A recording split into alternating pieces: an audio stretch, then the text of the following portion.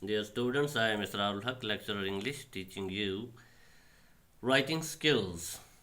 And the topic is ऐसे writing. आप ऐसे कैसे लिखें, कैसे लिखा जाता है आजकल के ऐसे. मैंने आपको प्रीवियस लेक्चर में ये क्लियर किया है कि आज का ऐसे ऐसे नहीं है राइट एंड ऐसे on any one of the following, ये नहीं है.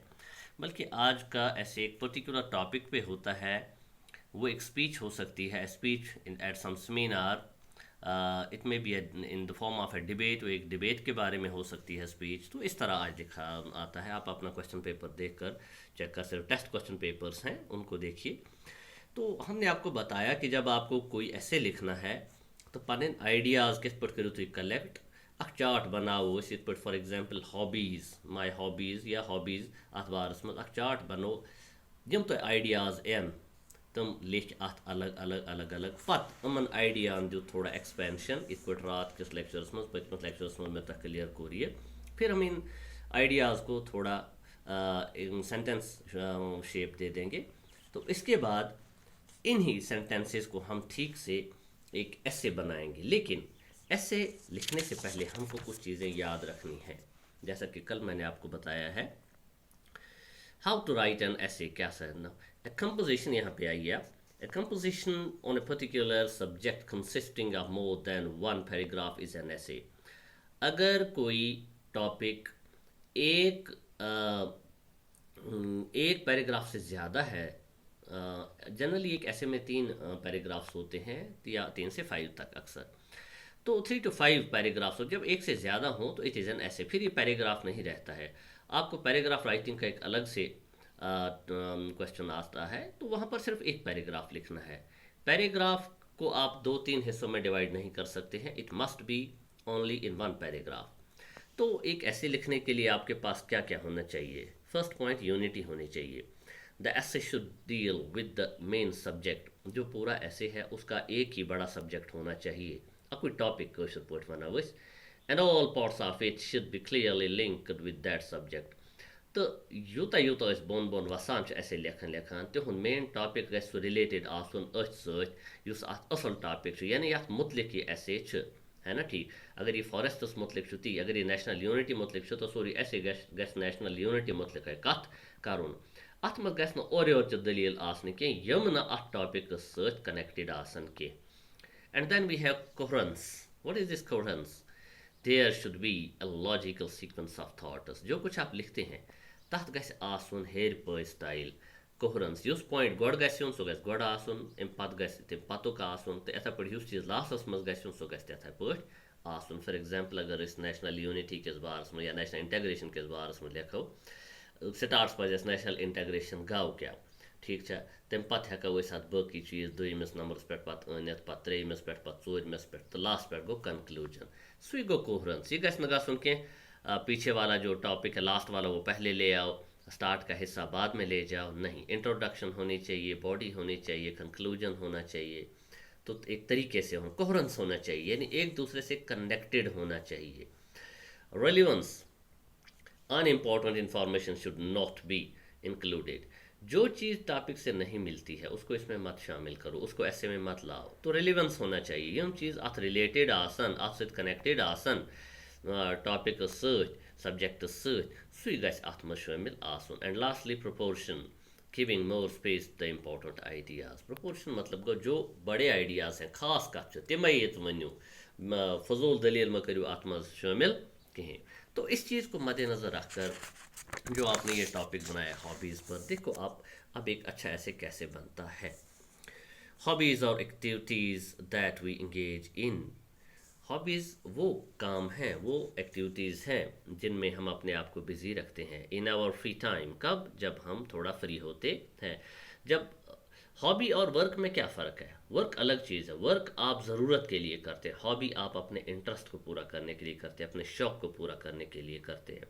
किसी आदमी को घर में काम है तो वो पहले काम ख़त्म करता है, फिर जब उसके पास फ्री टाइम होता है तो हो सकता है उसके ने कबूतर पाल रखे हों तो या घुड़सवारी करना वल सम करो गुर सवार डेली तम अथ थोमुत पन टाइम.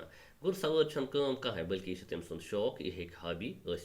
कोतर रचन यह हॉबी थ या बाकी बर्ड्स रचन, ठीक है। बहुत से लोग कुत्ते पालते हैं, ये भी उनकी हॉबी है। तो फ्री टाइम में जो काम आप अपने मज़े के लिए करते हैं, अपने शौक के लिए करते हैं, तो वो हॉबी है। तो इसमें सपोर्ट्स भी आते हैं। अब आपने अगर आपके पास दिन में 1 घंटा फ्री है तो उसमें आप जाकर फुटबॉल खेलते हैं, तो ये आपकी हॉबी बन जाती है।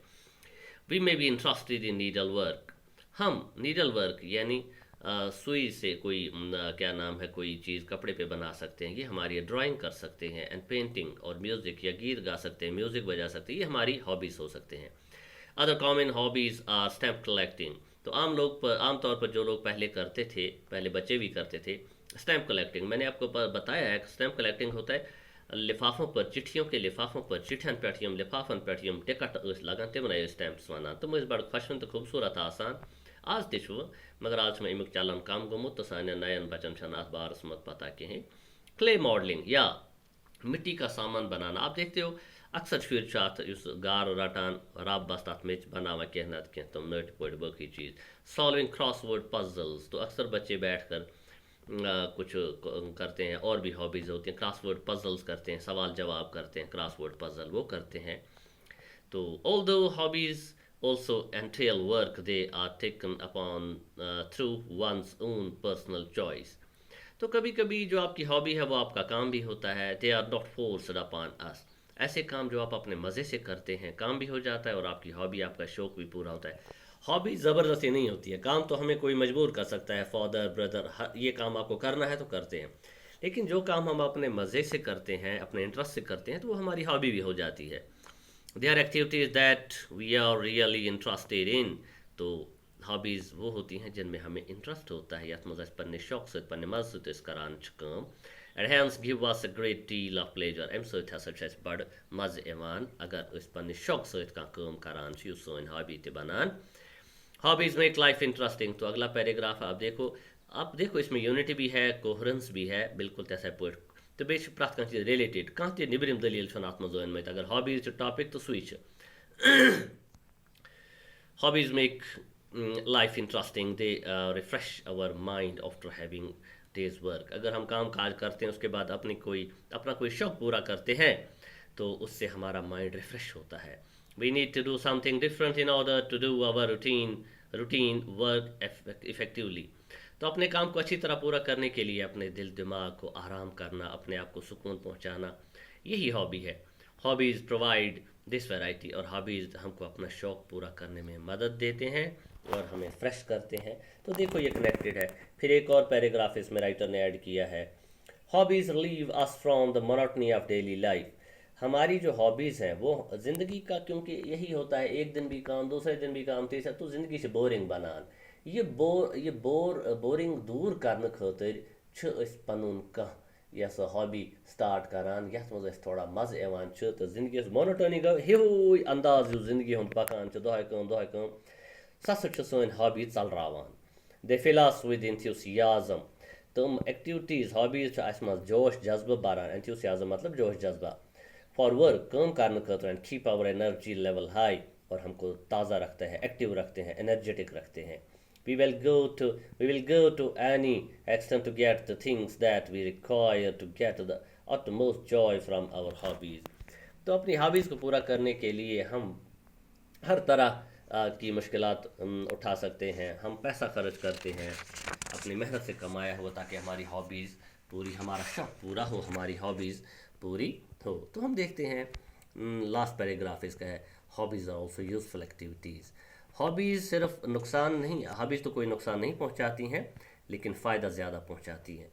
Quite a few hobbies like stamp collecting widen our general knowledge about various countries of the world। तो वो बच्चे जो स्टैम्प कलेक्टिंग करते हैं, यमन तिमन चिट लिफाफन हंद यम स्टैम्प कलेक्टिंग करान छ तिहन तम पथिम टिकट जमा करान छ, तिम टिकट वारियाह इन्फॉर्मेटिव आसान। तम सत पता लगान कत मुल्कस कुछ प्रेसिडेंट, कुछ प्राइम मिनिस्टर, गवर्नमेंट क्या जान, बिल्डिंगन हंद आसान, कुछ पे रेड फोर्ट बन, ताजमहल बन, ये सब हमको पता लगता है। तो इन्फॉर्मेशन भी मिलती है। Widen our general knowledge about the various countries of the world। When we share common interests, we even get into correspondence with people of other countries। तो ऐसा भी होता है कि इन चीज़ों से हम दूसरे मुल्कों के लोगों से बात भी करते हैं, फिर अपनी हॉबीज़ में और अपनी इंफॉर्मेशन में इजाफा करने के लिए। तो इस तरह हमने देखा, एक ऐसे बनाया है, तकरीबन 1 2 3 4 5 पैराग्राफ्स का एक ऐसे है, आप देख सकते हैं, और किस तरह ये कनेक्टेड है एक दूसरे से, गोड़ा चीज़ पर ब्याक चीज़। लिहाजा अस कि ऐसे ये लिखो, अत गस इंट्रोडक्शन आसन, बॉडी आसन, कंक्लूजन आसन, तमे अलावा गस अत में यूनिटी आसन, कोहरेंस आसन, हाँ, रिलेवेंस आसन, तो प्रोपोर्शन, मिसाल अत गस कह हद आसन, इन खल गस ज़्यूट ऐसे आसन कि इसका एंड होना चाहिए। तो डियर स्टूडेंट्स, ये हमारी आज की क्लास थी ऐसे राइटिंग के बारे में। अभी एक और क्लास आपको देना है इंशाल्लाह, वो नेक्स्ट